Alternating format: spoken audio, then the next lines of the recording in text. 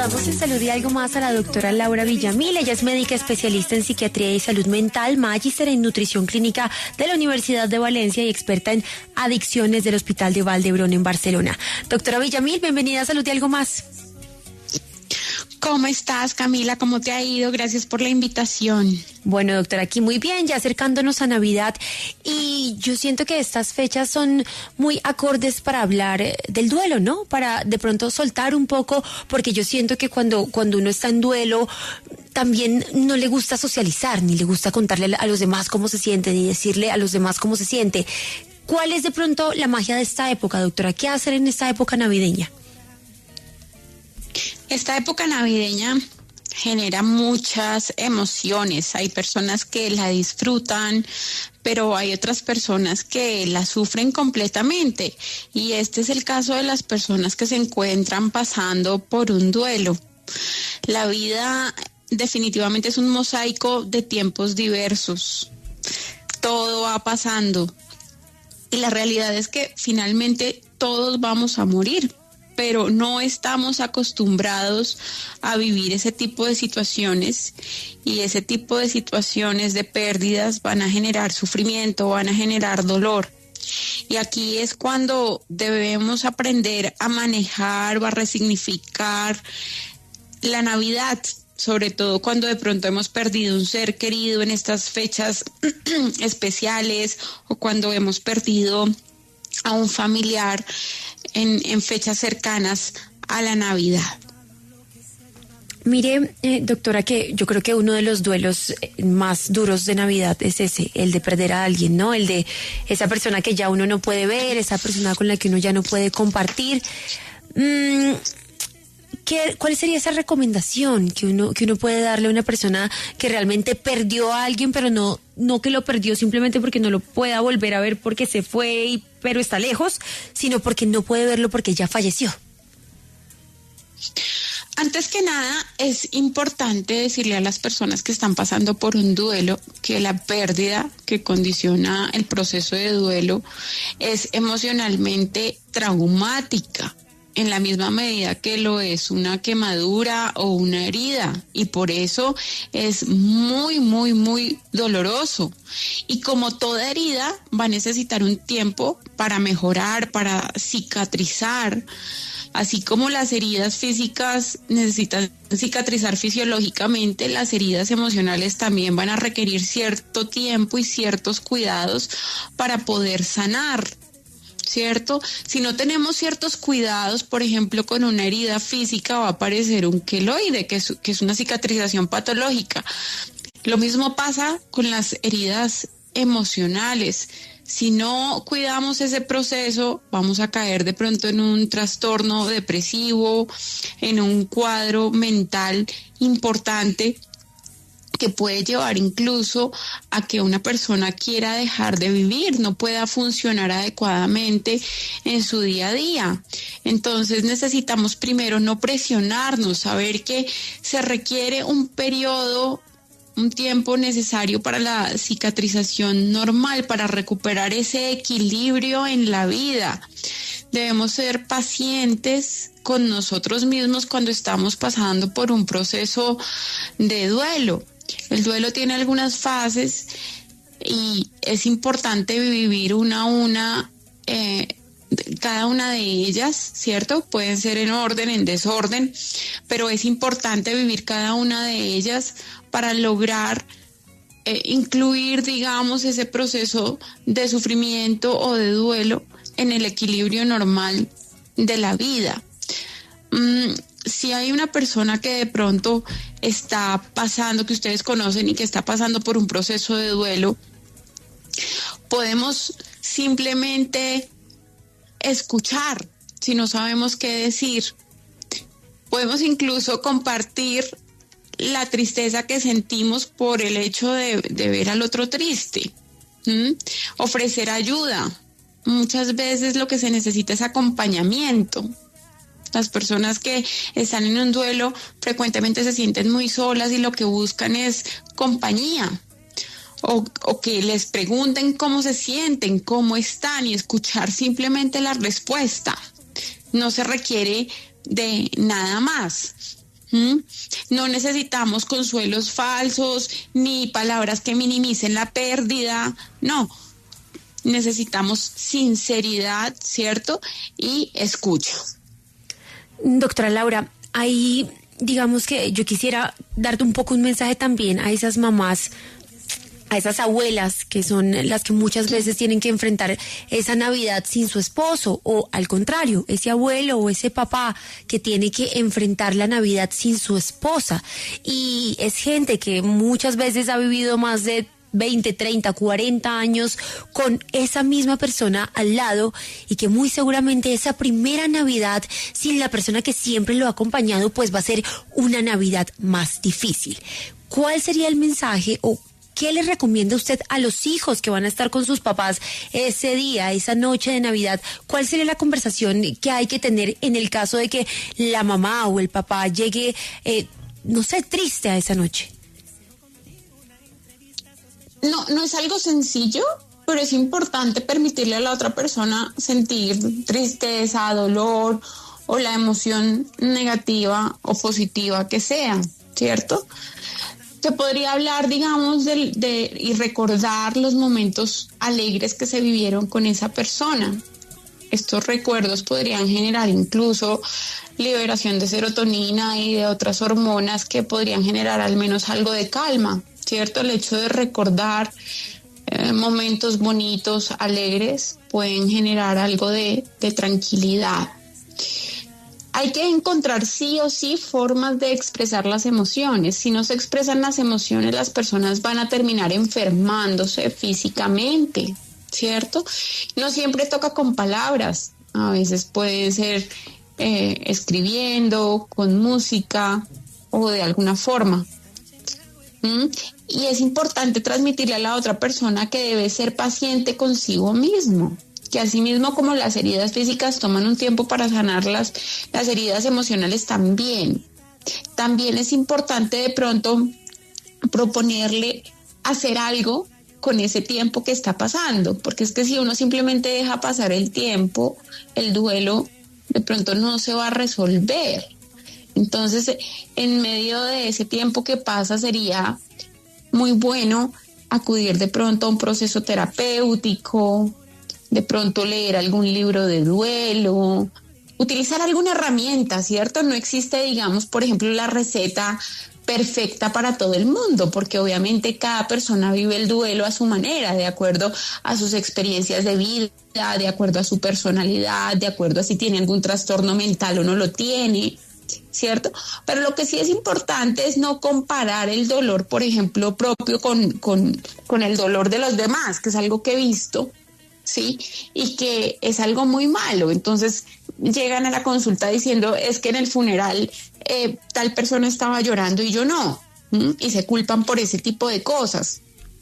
Y cada persona tiene su propia manera particular de hacer el duelo, y ninguno está bien o mal. Simplemente somos seres independientes y no expresamos las emociones de la misma forma. ¿Sí?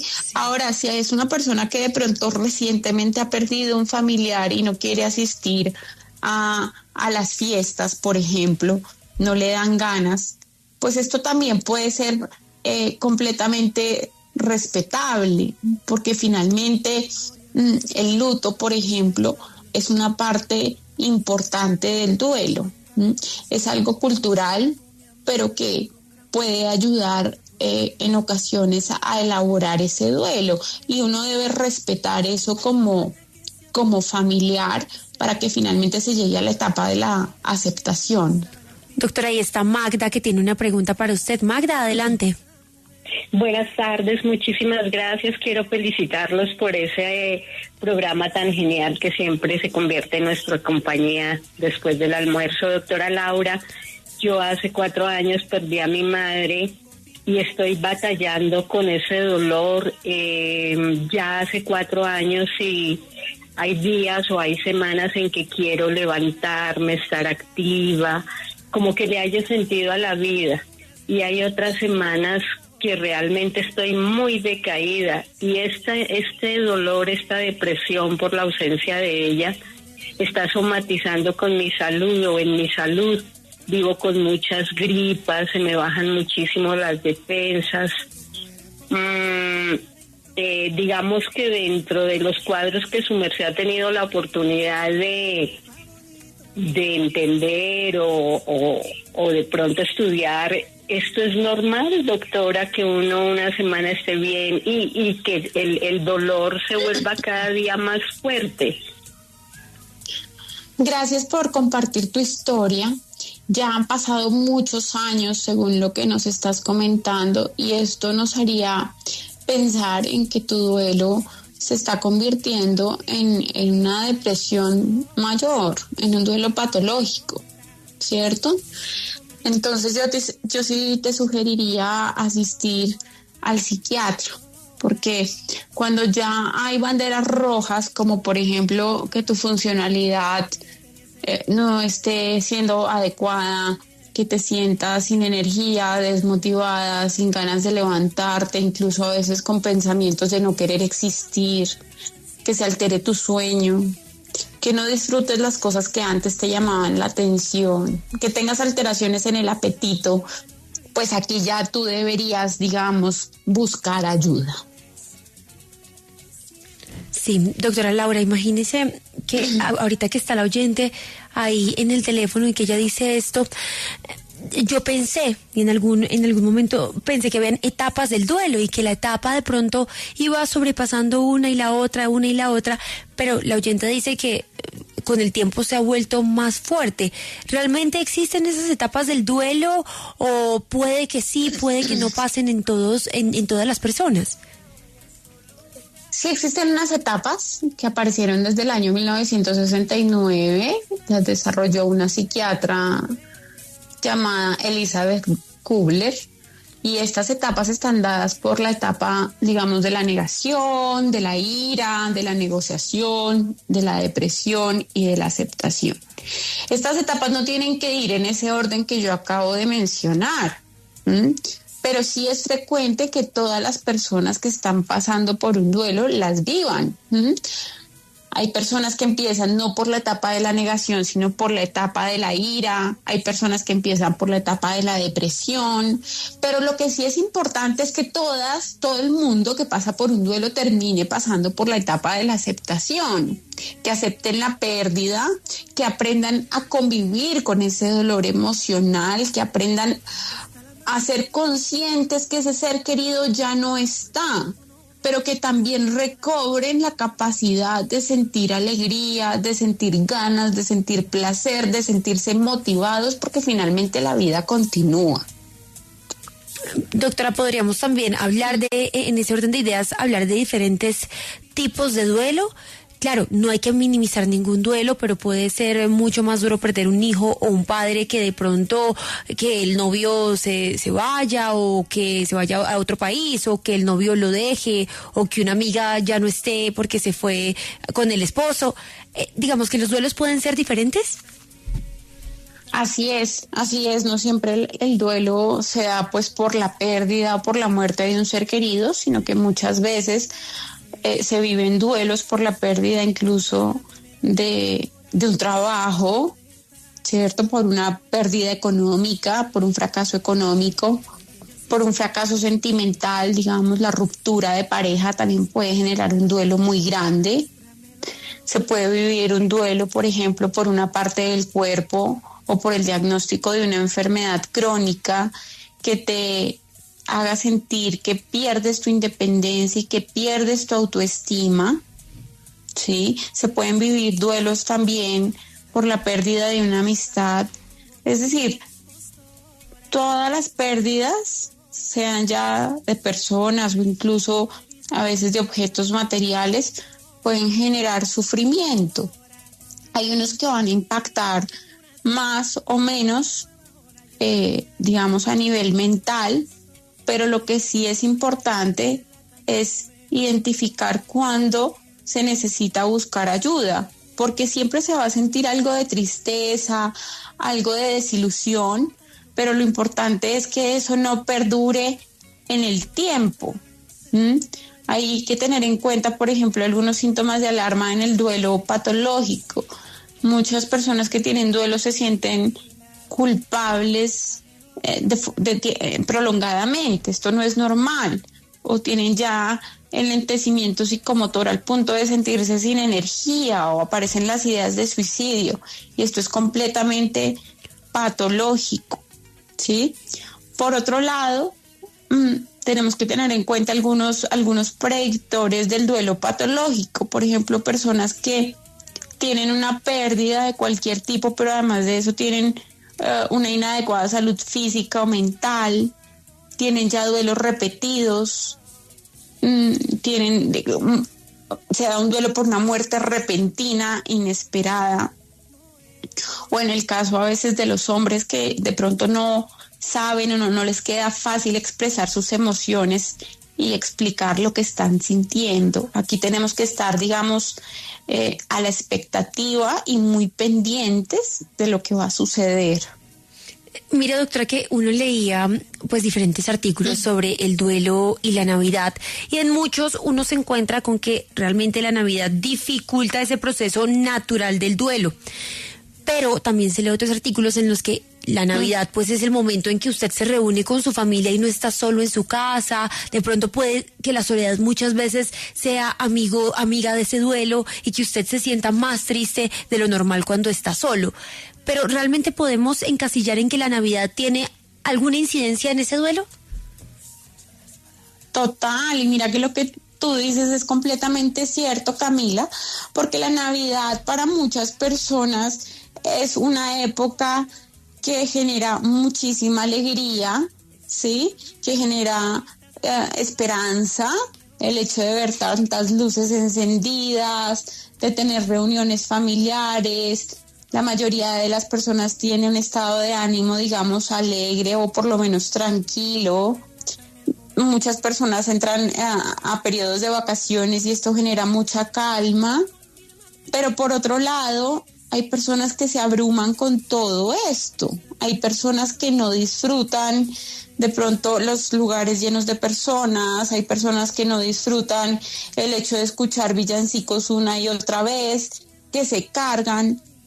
Entonces, de acuerdo a la forma de ser de cada ser humano, la Navidad puede ser un factor positivo o negativo, ¿cierto? Porque muchas veces también se tiene la presión de tengo que ir a la reunión de la novena o de celebrar la Navidad o el Año Nuevo y tengo que estar alegre, ¿sí? Entonces se tiene esa presión cuando realmente se está viviendo un momento muy triste. Entonces, no podemos generalizar que la Navidad sea algo bueno o algo malo, porque además, como tú dices, uno encuentra estudios a favor y en contra de esta temporada. 3:30 de la tarde y continuamos aquí en Salud y Algo Más. Estamos con la doctora Laura Villamil y estamos hablando sobre el duelo en Navidad. Doctora, ¿se podría decir que para estas épocas existen estrategias o rituales o nuevas tareas que uno le pueda poner a las personas que quizás están enfrentando un duelo y que quieren pues sobrellevarlo de una manera más tranquila? Sí, claro. Lo ideal es hacer todo lo que genere que las personas se sientan mejor consigo mismas, ¿sí? Saber que tienen que respetar ciertos espacios para el ocio, para distraerse, ¿verdad? Por ningún motivo quedarse acostado en la cama, porque sí hay dolor, sí hay tristeza, pero la vida de la persona que está pasando por un duelo no tiene que terminar. También intentar que la otra persona sienta que no está solo, apoyarlo, escucharlo, también proponerle actividades al aire libre, de pronto salir a hacer alguna actividad que uno sepa que la otra persona disfrute. Muchas veces hablar es muy bueno, hacer catarsis, contar lo que sucedió, hace que la persona en duelo logre desahogarse de alguna forma, ¿verdad?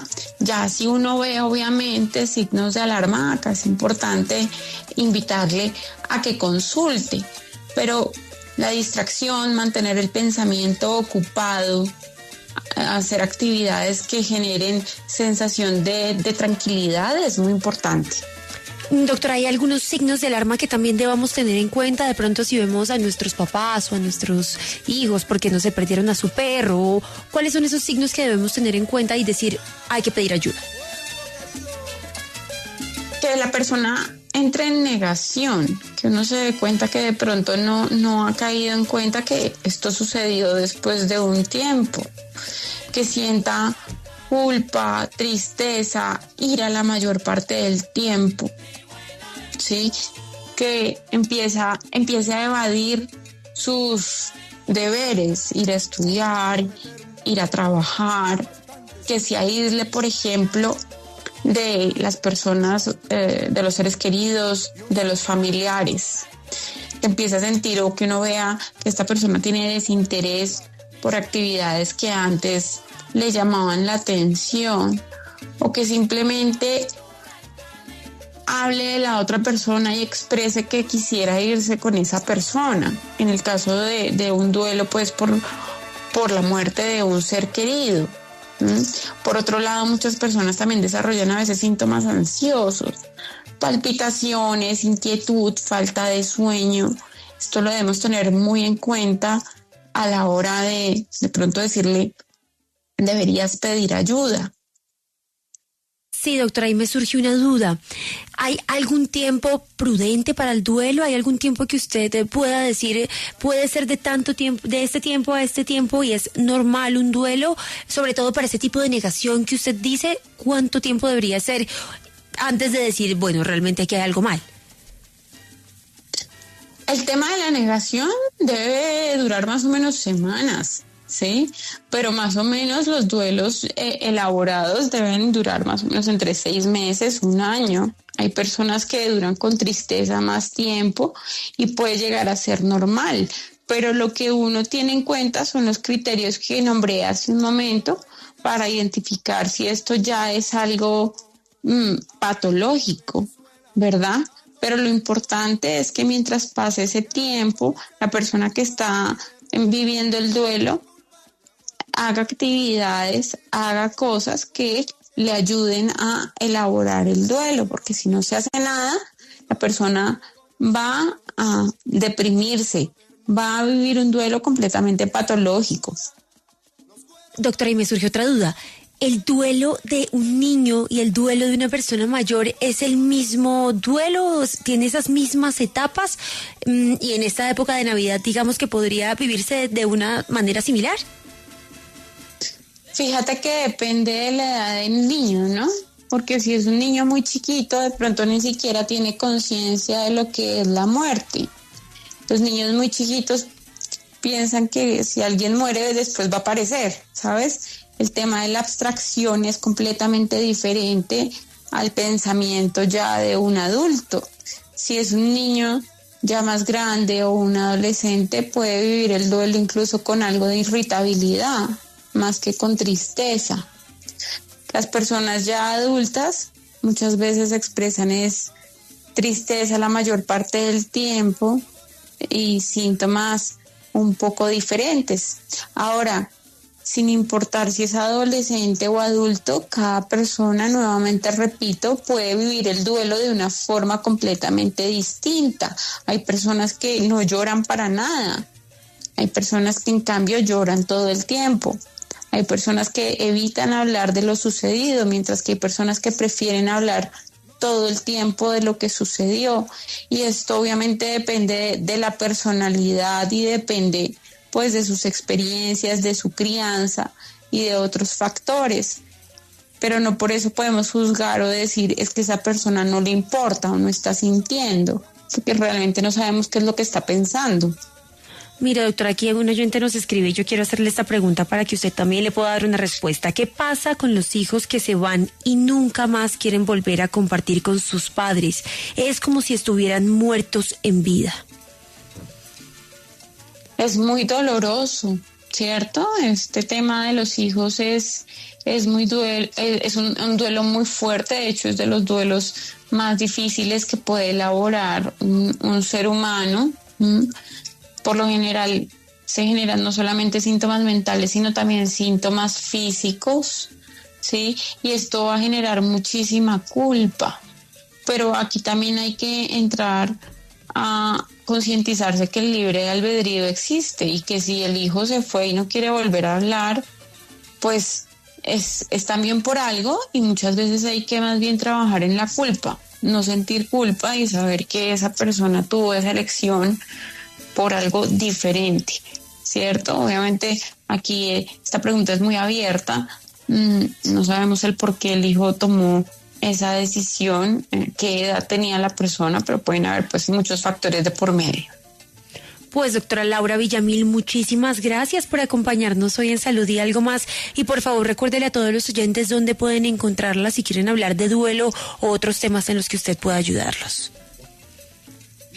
Bueno, gracias a todos por estar conectados. Me pueden encontrar en Instagram como @psiquiatriafuncional, mi página web www.laurapsiquiatra.com, o pueden conseguir también mi libro que se llama Cómo convivir con las emociones en cualquier librería del país.